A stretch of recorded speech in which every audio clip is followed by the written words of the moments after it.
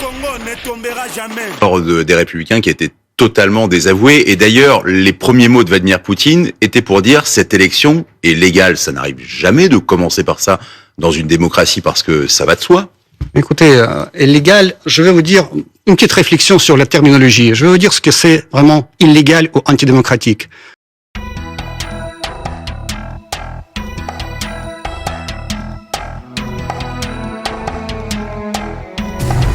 Sauvons l'Afrique.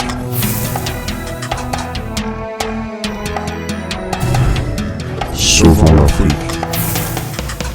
Félicitations au président Vladimir Poutine qui a encore brigué son mandat avec 87% des suffrages. Il a vraiment écrasé les opposants et nous félicitons. Je crois bon que c'est ça la Russie, c'est ça l'URSS, c'est ça l'Union soviétique, c'est ça la puissance de démonstration.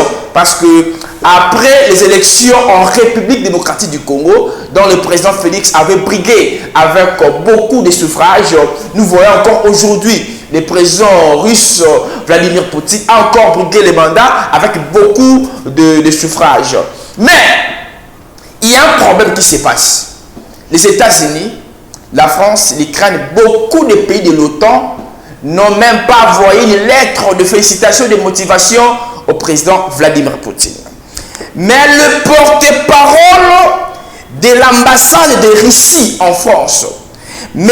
Alexander Makogonov, a été reçu dans une émission en France, mais il a bien parlé, il a bien expliqué, il est en France, mais il n'a pas mâché ses mots pour avoir la peur. Il a répondu aux questions posées et il a martelé à la puissance russe. Suivons la vidéo.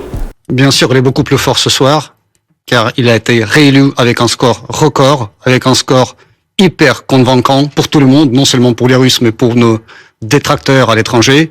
C'est un score sans précédent de 87%. Donc là, vraiment, c'est en quelque sorte, vous savez, c'est non seulement ça mérite à lui, mais c'est le mérite général du peuple russe qui s'est uni derrière son leader et qui lui a accordé le plein soutien du cap qu'il a choisi et de la politique qu'il mène aujourd'hui. Et dont nous allons parler. Il a reçu de nombreux appels de félicitations de dirigeants à l'échelle internationale. Il les reçoit toute la journée aujourd'hui de la part des dirigeants de grands pays, la Chine, l'Inde, les autres. Bon, ça continue, hein, ça continue. Ils sont si nombreux que ça? Bah, très nombreux, très nombreux. Je vous dis, ça continue, ça a commencé depuis peut-être hier nuit, et donc là, toute la journée, il reçoit des messages, des coups de fil et des lettres de félicitations. Vous l'avez eu pour le féliciter? Pardon, de la part de... Est-ce que vous avez eu, vous, le président? Est-ce que vous avez échangé avec lui pour le féliciter? Non, moi je peux pas le faire directement, personnellement, mais je vous dis, il reçoit ces messages toute la journée, peut-être il va les recevoir encore dans les jours qui viennent. Et là, ça vient du monde entier, en principe. Pas vraiment de l'Europe ni des États-Unis. Est-ce que Macron a félicité Vladimir Poutine? Mais bon, la France s'est limitée par un message, si j'ai bien compris, publié par le ministère des Affaires étrangères, un long message, où Paris a exprimé sa vision des élections russes.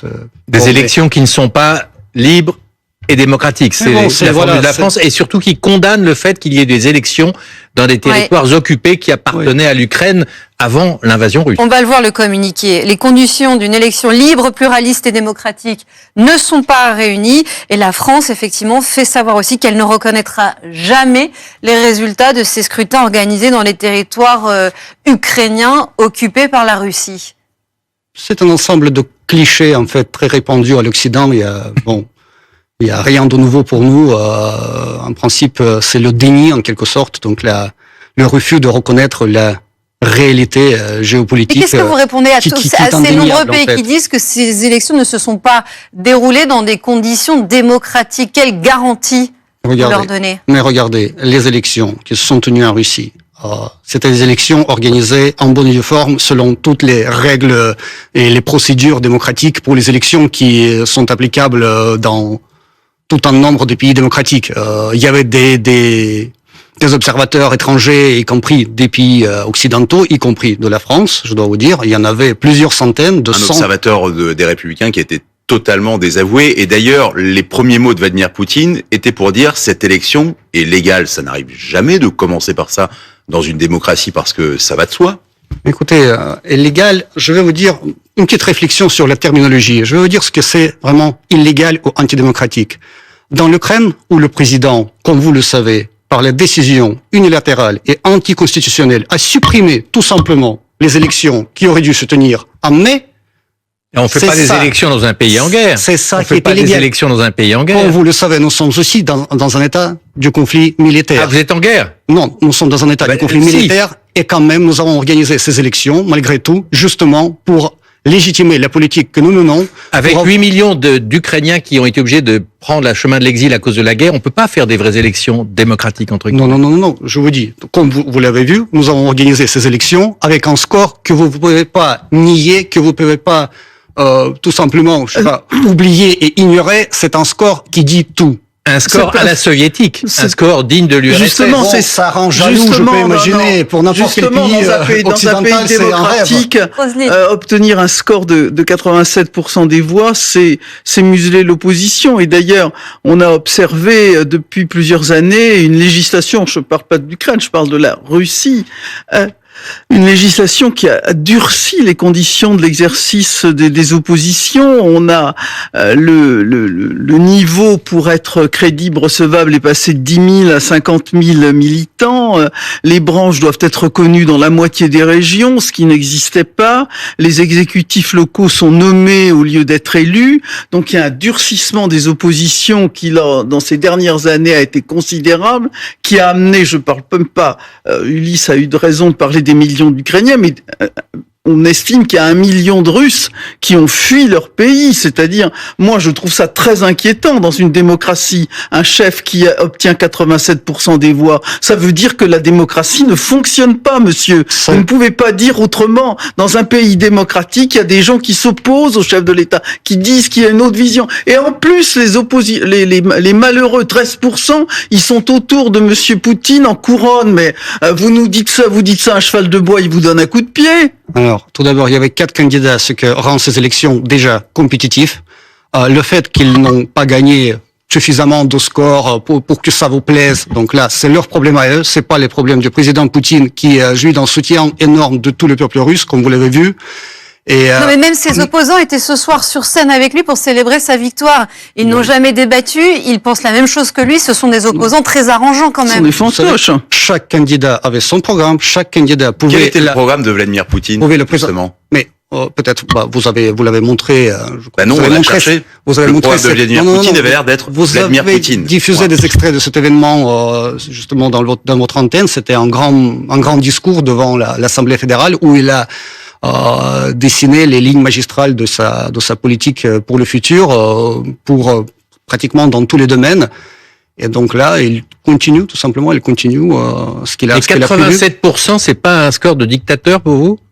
Écoutez, mais c'est un score qui rend jaloux, j'imagine, toutes les capitales occidentales. Oh non, pas du tout. Aucun leader en Occident n'a pas un tel score. Beaucoup pour mon pays. En Europe, ça aussi entre 20 et 30%, là, avec les leaders que l'Europe a aujourd'hui, dans certains pays. La démocratie. Là, ça rend jaloux. Non. C'est ça, la démocratie. Chaque pays, vous savez, la démocratie, c'est une notion assez vague. Aux États-Unis, lorsque non, pas du tout. Elle est pas vague du tout, la démocratie. Vous savez, aux États-Unis, pendant les élections en 2020, par exemple, lorsque les bulletins de vote ont été envoyés par la poste, ils se perdaient à mi-chemin, puis ils revenaient à la commission électorale avec un retard.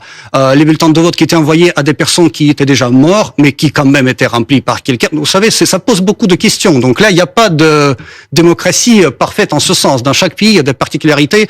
En Angleterre, en Grande-Bretagne, Rishi Sunak, le Premier ministre, il n'a pas été élu par le peuple britannique. Il a été élu par une poignée de conservateurs à l'intérieur de son parti. Mais c'est la démocratie parlementaire. Parlementaire, exactement. Donc là, Olaf Scholz n'a pas été élu par les Allemands. Chez nous, nous avons notre propre démocratie. Et donc, la manifestation de cette démocratie, vous l'avez vu hier. Qui pouvait aller sur la place rouge aujourd'hui? Bah, tout le monde, il y avait 80 000 personnes qui se sont réunies sur la place rouge aujourd'hui. Il y avait des personnes de toutes les villes russes, en principe. C'est non seulement les moscovites, mais il y avait des... Sur invitation. Il y avait des étrangers. Non, mais c'est... Voilà, je ne connais pas les critères sur lesquels elle était présente sur place, mais il y avait du monde, tous les âges, tous les... Voilà.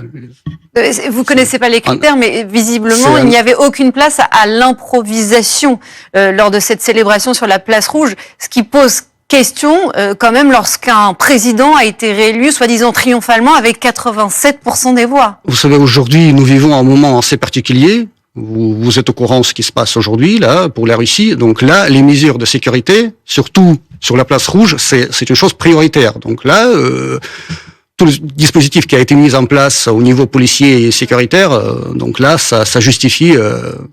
En fait, c'est complètement justifié parce que illustration là, quand même, il fallait organiser parfaite, Monsieur Vous dites Maklogonov, avec que notre M. Poutine est menacé à l'intérieur de son propre pays. Non. Comment il est si, vous venez de le dire. Regardez.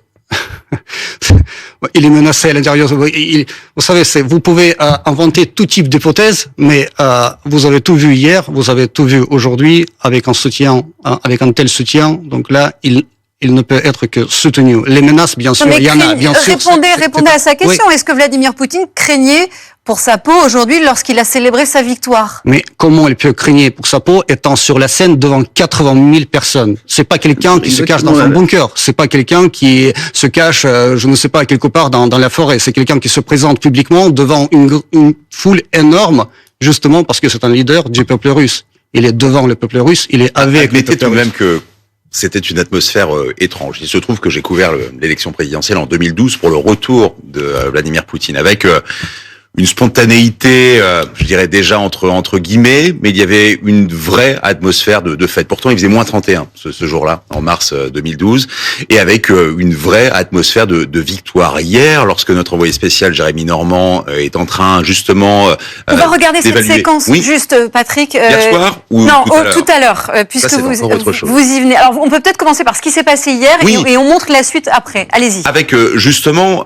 et d'ailleurs, vous connaissez mieux que moi la géographie à Moscou, c'est ce musée d'histoire avec la galerie commerçante juste autour et cette façade très lumineuse qui s'éteignait à 22h et absolument pas un chat. C'était pas une question de sécurité, il y avait absolument personne. Et on avait Paul Gauguin à un autre endroit, un peu plus loin, avec des gens qui faisaient de la balançoire dans une ambiance mais tout à fait lunaire. Je crois que j'ai pas d'autre mot qui vient. Comment vous évaluez justement cette différence au-delà de l'opération militaire spéciale que vous appelez et que la guerre plutôt qui est dans l'ambiance dans toutes les familles? Comment vous pouvez sentir cette différence d'atmosphère? C'était quand même très étrange hier soir. Pour 87%. Vous savez, je ne sais pas pourquoi ce chiffre vous fait, vous irrite tellement. Je vous dis ça. Peut-être que vous avez vu les images. Peut-être c'est la jalousie qui parle. Ne travestisez pas nos sentiments. Ouais. Il nous rend triste et absolument pas jaloux. Il vous rend triste parce que quoi? Parce qu'il n'y avait pas d'opposition. Mais alors reste à savoir. Non, mais encore une fois cette atmosphère hier à Moscou de rien du tout. Ça faisait 12 millions d'habitants. C'est une ville qui a voté elle à 89% pour le maître du Kremlin. Et puis rien. Il ne s'est rien passé, comme s'il y avait un fatalisme immense chez ces gens. Il n'y avait pas de célébration franche, spontanée. Mais je ne sais pas quelle fête vous attendez. Vous avez tout vu aujourd'hui sur la place rouge. Votre envoyé spécial était là. Vous avez tout vu. Je ne sais pas quelle preuve de joie. Quelque chose organisé. Il y avait également des portiques de sécurité pour rentrer. Donc effectivement, les questions de sécurité pour Vladimir Poutine étaient prioritaires, relativement pour tout le monde. Prioritaires. Mais tout ça était organisé sur la version russe du Bon Coin. Des gens vendaient leurs invitations, si je puis dire. Les fonctionnaires étaient plus qu'invités à venir. On peut pas parler de spontanéité. Tout était pour la télé. Mais écoutez, mais vous voulez reprocher quoi à cet événement? Je comprends pas à quoi vous voulez en venir. On reproche pas, on essaie de comprendre. On a connu la Russie d'avant, tout simplement. Oui. Et cette Russie-là, moi, je l'ai pas. C'est toujours sous Poutine. Vous avez raison, Rosine. Et je l'ai pas tellement reconnu hier soir. En tout cas, vous parliez de notre envoyé spécial. Est-ce qu'il a vu, entendu, constaté sur place, Jérémy Normand, qui nous raconte justement d'une certaine manière les coulisses de cette célébration sur la place rouge et les fameux contrôles de sécurité qui ont été mis en place? Regardez. On commence à vous parler, vous voyez des policiers qui viennent vérifier nos accréditations, nos identités et qui s'assurent que l'on n'est pas là pour causer du désordre, qui vérifient aussi la chaîne, qui regardent évidemment ce qu'on produit. Bon voilà, je pensais pas vous le montrer en direct, mais c'est exactement notre réalité de journaliste ici. S'il reste à côté de nous, c'est parce que je n'ai pas encore sorti ce sésame, l'accréditation qui nous permet de travailler. Écoutez, je vais le faire devant vous, je pense que ça va rassurer tout le monde. Voilà, je pense que c'est de cette accréditation qu'il s'agit. Et juste pour vous dire, cette accréditation, elle est photographiée une centaine de fois par jour, ainsi que nos passeports. Tout nous est demandé en permanence. Ça a été filmé il y a quelques heures à peine. Bon, le système d'accréditation, c'est en vigueur dans tout pays. Vous entrez en Russie et on vous donne en plus une accréditation au ministère des Affaires étrangères. Plus de 100 contrôles par jour. Ça fait beaucoup quand même, non ? Je ne sais pas d'où vient ce chiffre. Donc là, s'il s'agit de l'insécurité, c'est vraiment prioritaire. Ça vient de notre journaliste qui est très sérieux et qui nous raconte ce qu'il vit sur place depuis plusieurs jours maintenant. Ce que je peux vous dire de ma part, c'est que le fait que votre envoyé spécial peut faire de reportages de Moscou comme ça en direct ou préparer des interviews, faire ces reportages à lui, ça ne fait que déboulonner tous ces mensonges qu'on croit il n'y a pas de liberté de la presse en Russie, de liberté d'information, etc. Il le fait librement. Voilà, personne ne le tabasse, personne ne le pourchasse. Encore heureux. Quand on lui demande sa carte d'accréditation, c'est absolument normal parce qu'il voit que c'est la presse étrangère, que c'est une presse qu'il connaît, bien sûr, il vérifie. Il y a rien de spécial, mais grâce à ça, vous avez les informations assez objectives, quand même. C'est un pays complexe et reconnaissons-le, et vous êtes bien placé pour le savoir, Monsieur Makogonov. Nous avons eu et les visas et l'autorisation de filmer pendant ce week-end. Jérémy et Étienne Grelet pouvaient aller dans les bureaux de vote. Il a même pu aller dans l'appartement d'un dénommé Constantine qui était là. Il n'y avait aucun problème. Il pouvait s'exprimer à une condition, et c'est là qu'on rentre dans la complexité. Il fallait absolument qu'il dise à l'antenne qu'il allait voter pour Vladimir Poutine. Donc on n'est pas dans, c'est pas la Corée du Nord, vous voyez, et effectivement, on a le droit de rentrer. On a pu filmer, et d'ailleurs, il ne s'est pas fait arrêter. C'était simplement un contrôle. J'ai eu Jérémy juste après par téléphone. Il m'a dit ce qui posait problème, c'était la simultanéité de son direct. Il était en train de faire un direct pendant que Vladimir Poutine parlait. Donc petite inquiétude. Des contrôles, ayons l'honnêteté de le dire aussi, dans un certain nombre de pays en dehors de la France, il y en a aussi, et des fois par dizaines chaque journée. Moi, j'ai ce souvenir-là du tremblement de terre au Maroc. C'était parfois assez pénible. Mais vous avez vu, c'est par petites touches et beaucoup plus subtil lorsque vous avez des gens très spontanément qui hier disent avec raide comme des piquets que oui, ils sont très contents, avec un visage qui dit totalement l'inverse, d'avoir voté pour Vladimir Poutine. Et ben voilà, on arrive dans cette subtilité-là. Mais nous avons eu le droit d'aller filmer et de nous rendre à Moscou pour couvrir ces élections. Ça. Mais qu'on soit journaliste français ou chinois, ça ne change rien. Ça ne change rien, c'est un journaliste étranger, donc qui est obligé de suivre une certaine procédure, tout simplement avoir une carte d'accréditation qui lui permet d'accéder jusqu'au bureau de vote, comme c'était hier le cas avec Jérémy Normand, qui, je crois, qu'il a préparé de beaux reportages pour votre chaîne. Hein. Il a été avec les votants, les électeurs, dans les bureaux de vote, dans les rues, aujourd'hui sur la place Rouge.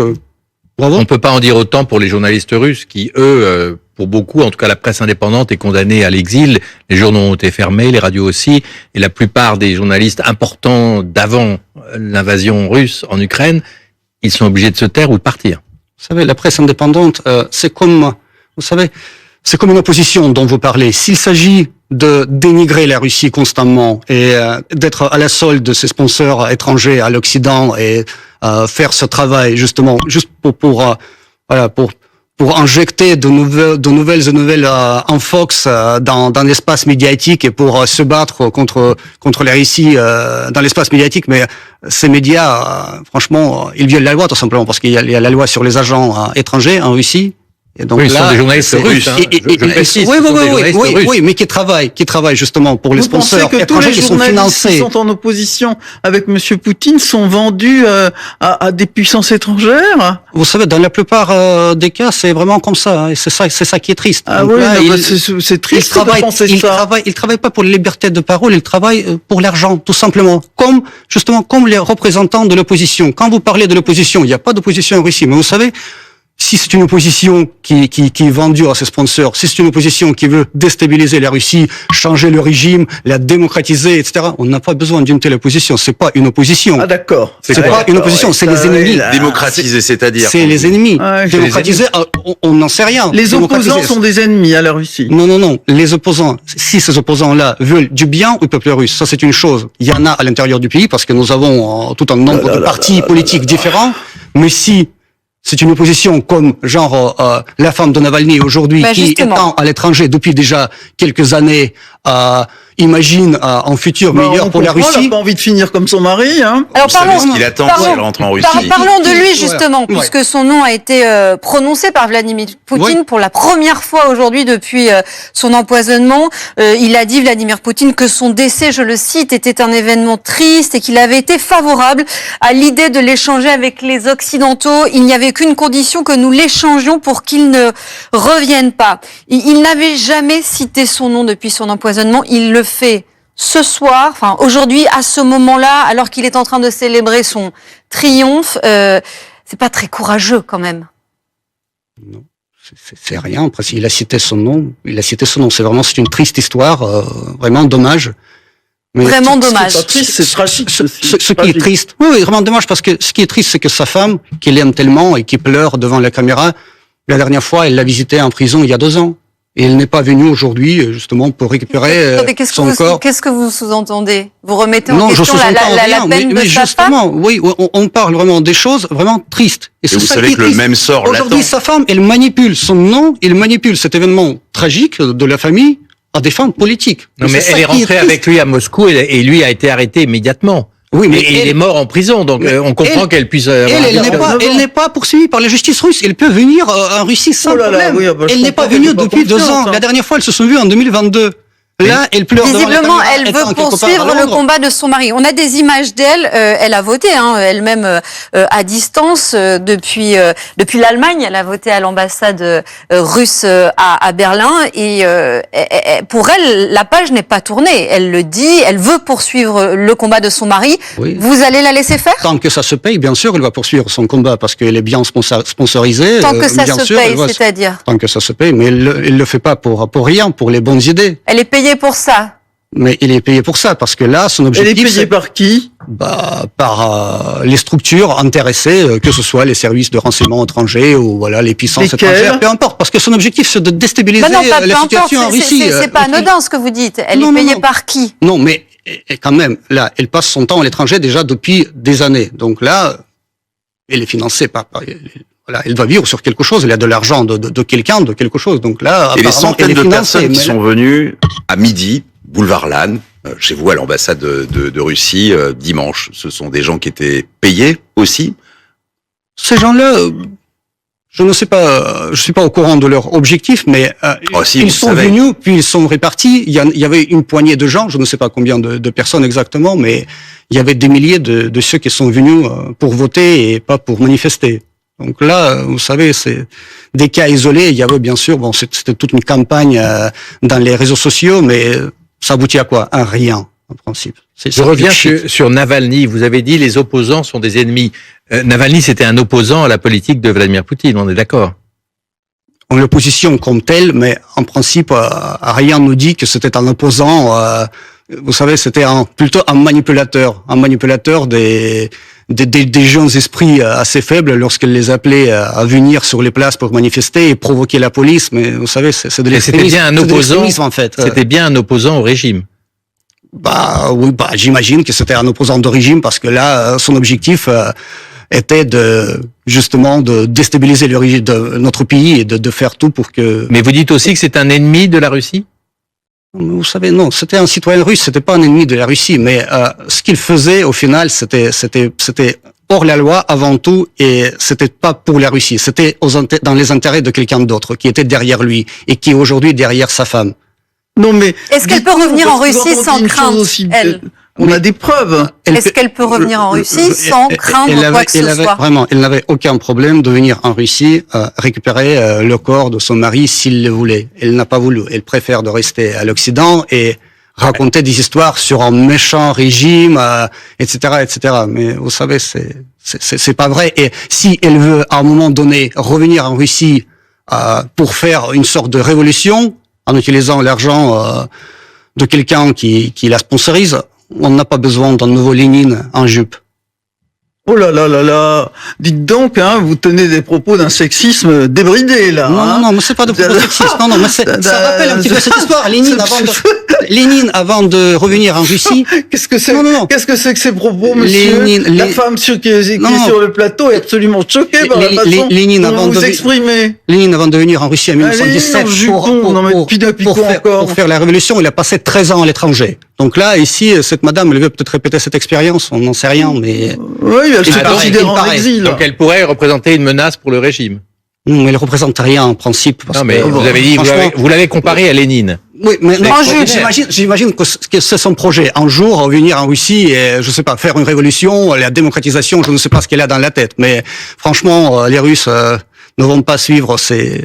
En tout cas, si Navalny n'avait pas été emprisonné, s'il n'avait pas été finalement, malheureusement, mort en prison dans des conditions dans une colonie pénitentiaire, il aurait pu se présenter contre Poutine. Il avait essayé en 2018, et là, il n'était pas là pour se présenter. Donc sa femme a mis le nom de Navalny sur son bulletin. S'il y avait eu un opposant comme Navalny, peut-être que Poutine n'aurait pas fait un score aussi important.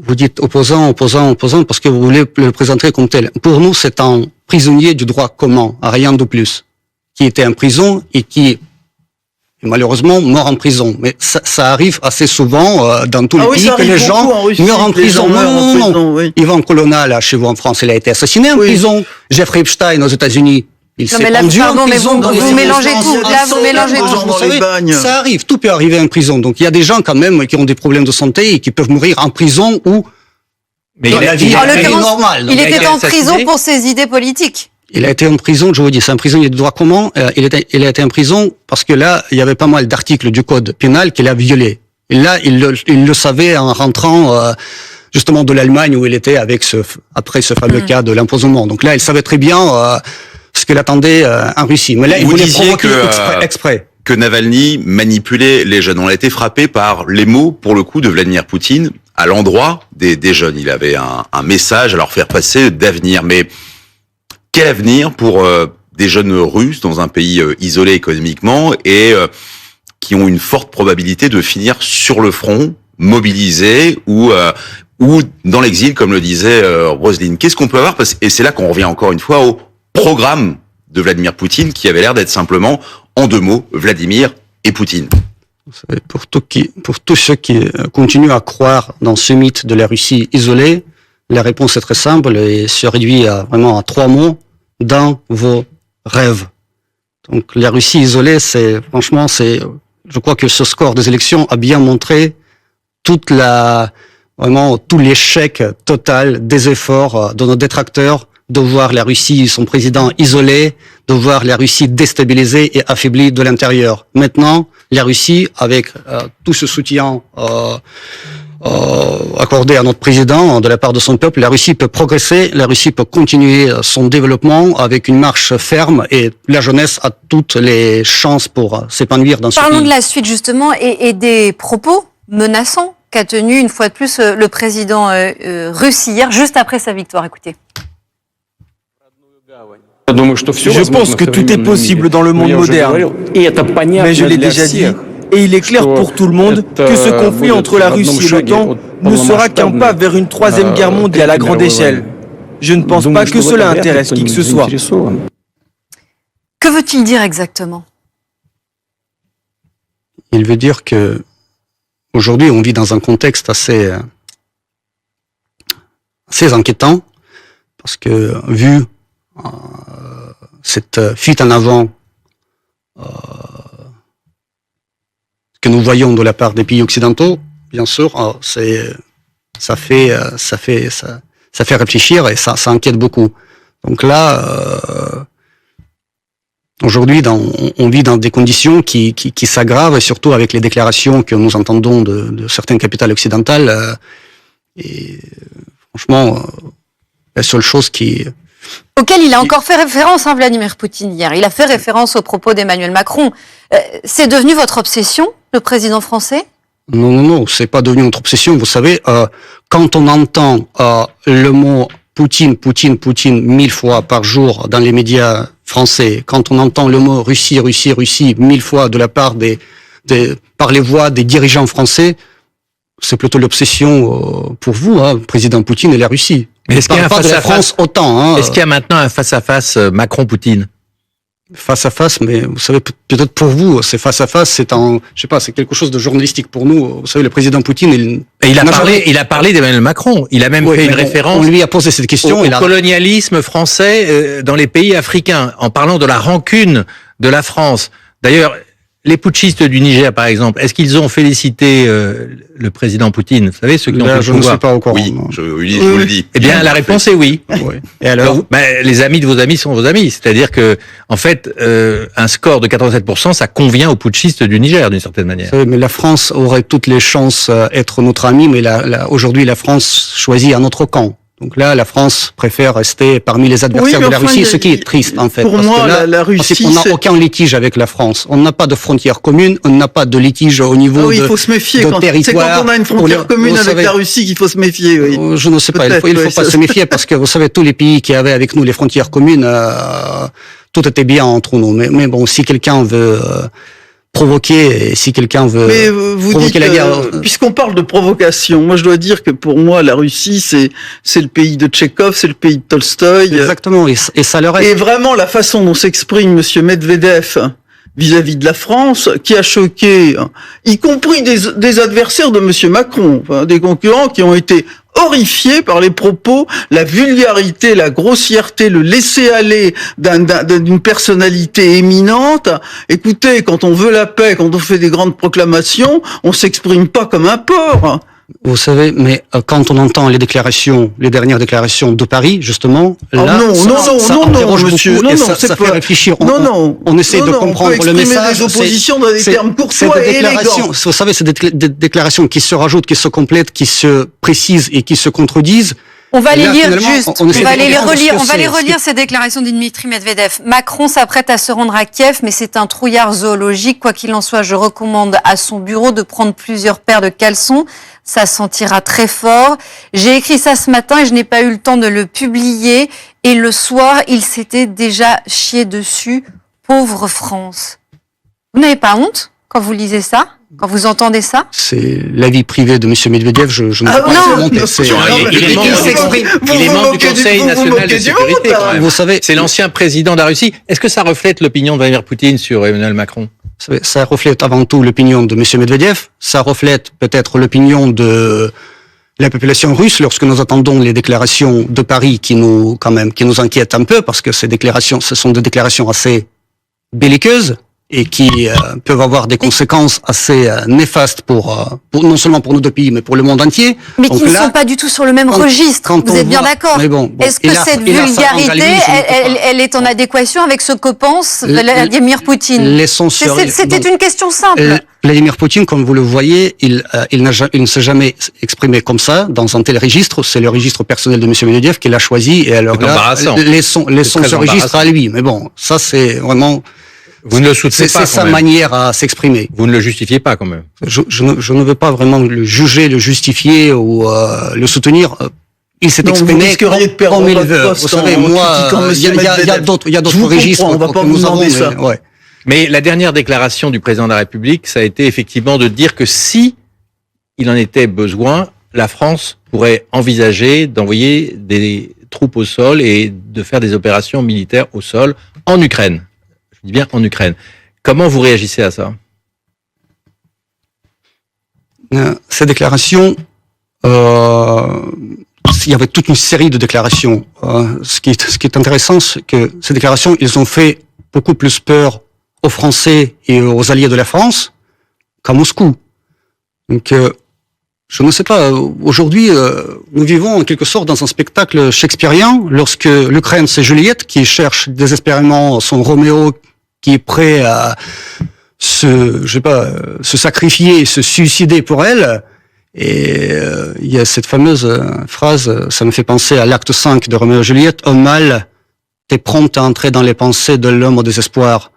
Ces déclarations belliqueuses, la création de coalitions l'une après l'autre, ça ne fait que montrer vraiment le désarroi et la panique en quelque sorte dans le camp occidental, parce que par ces déclarations, vous faites le constat pratiquement médical de l'échec militaire de l'Ukraine, d'impossibilité d'aider l'Ukraine, dont le sort est scellé en principe, parce que vaincre la Russie militairement... Qu'est-ce que vous entendez par son sort est scellé? Vous voulez envahir l'intégralité de l'Ukraine et en faire une province russe? Pas du tout. Je veux dire que l'échec militaire de l'Ukraine, c'est le fait presque accompli. Mais si vous voulez aider... Alors qu'est-ce que ça change pour vous qu'Emmanuel Macron dise ça? Qu'est-ce que ça change mais justement, pour vous? Mais ça change rien. En principe, il reste attaché à sa ligne assez ferme à l'égard de la Russie, infliger à la Russie la défaite stratégique. Rien de spécial.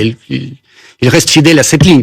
Mais ce qui est important de savoir, c'est que si vous voulez vraiment du bien à l'Ukraine, il faut vraiment sans tarder arrêter de livrer les armes à l'Ukraine, parce que là, avec ces armes-là, les Ukrainiens sont envoyés au front et ils meurent chaque jour, en fait. C'est avec de tels amis, l'Ukraine n'a pas besoin d'ennemis.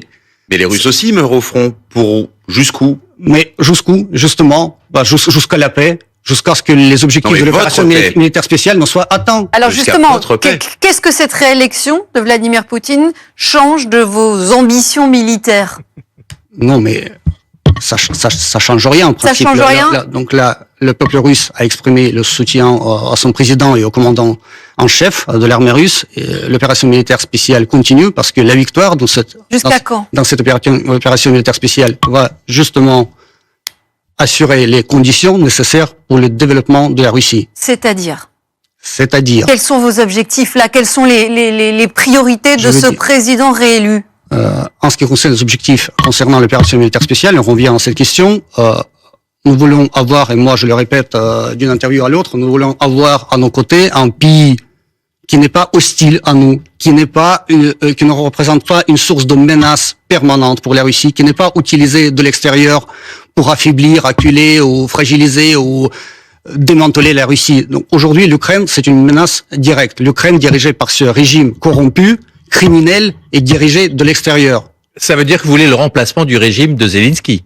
Vous savez, le remplacement du régime de Zelensky... En tout cas, l'éviction de Zelensky, c'est ça que vous voulez. Pourquoi vous ne le dites pas, au fond? Parce que peut-être c'est les Ukrainiens eux-mêmes qui vont décider sur son sort. C'est Poutine qui a déclenché l'opération, ce ne sont pas les Ukrainiens. Laissez les Ukrainiens décider de leur avenir, vous n'avez pas besoin d'intervenir. Vous savez, on n'avait pas d'autre choix que de déclencher cette opération militaire spéciale, parce que voir comment les gens meurent dans les Donbass au cours de 8 ans, là, c'était plus tolérable. Pourquoi vous ne dites pas la vérité, c'est-à-dire nous voulons le renversement de Zelensky? Vous savez, le changement de régime, c'est pas notre méthode. C'est vos amis américains qui pratiquent ça, ou vos autres vous l'avez amis. pratiqué en Afghanistan, vous l'avez pratiqué dans les pays de l'Est du temps de l'Union soviétique. Dénazifier le régime de Kiev, vous avez soutenu changer le régime. Non, dénazifier le régime, c'est tout d'abord, il faut démilitariser l'Ukraine. Ça veut dire que l'Ukraine doit être un pays sans armes qui sont pointées contre la Russie.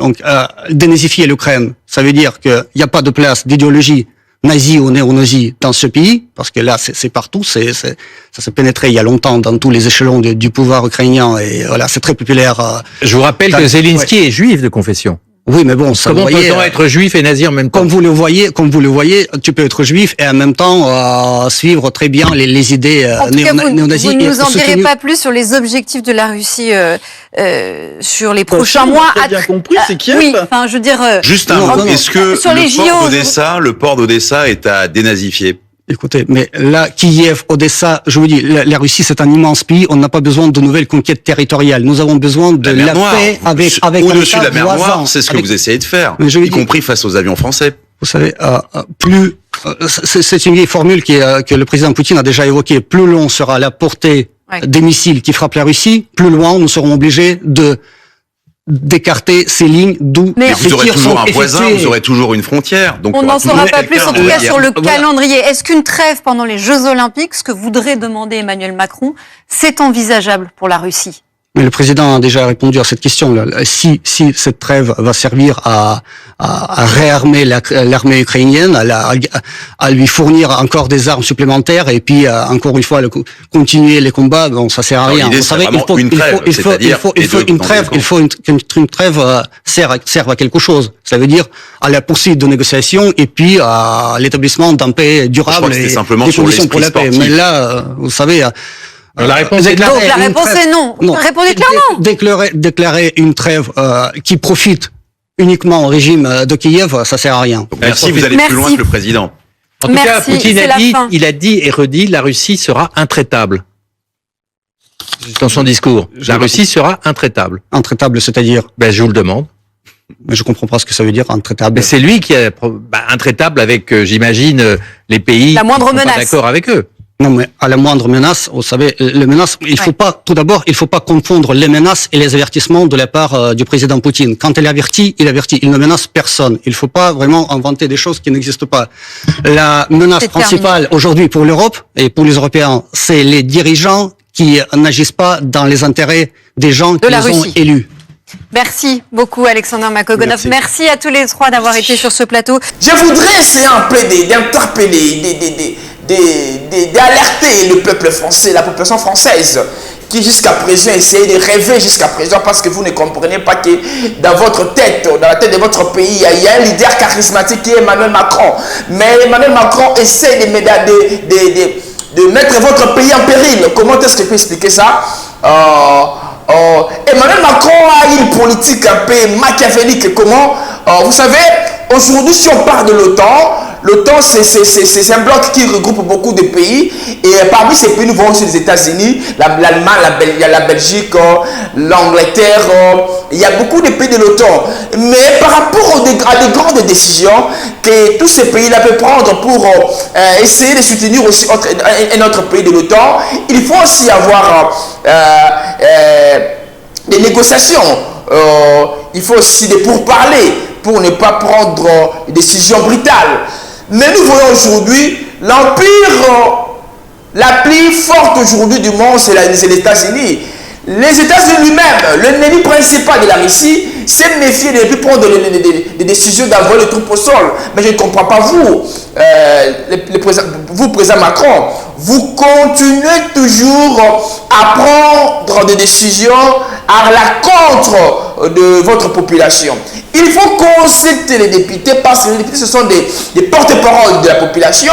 Consulter les députés municipaux, les députés nationaux, provinciaux et les conseils municipaux, à savoir est-ce que leur avis est conforme avec la vie de la population. Est-ce que je peux engager mon pays, la France, pour une décision qui peut amener mon pays à la ruine? C'est vraiment déplorable. Donc, président Macron, vous devriez réfléchir double avant de prendre une décision qui ne se tient pas vraiment à la hauteur. Vous voyez comment est-ce que les porte-parole de l'ambassade de Russie en France, M. Alexander Makogonov, a répondu à toutes ces questions. Il a tout expliqué. Il a aussi montré la puissance de la Russie. Merci. Et je vous demanderai une chose, s'il vous plaît, de vous abonner, de liker et de commenter. Surtout, de vraiment partager la vidéo.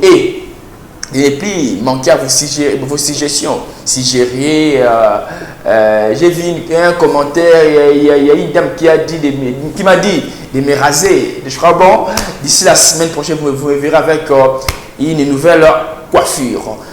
On se voit avec vous au prochain numéro et que les grands dieux vous accompagnent. Bye, partagez, aimez et puis likez. Merci.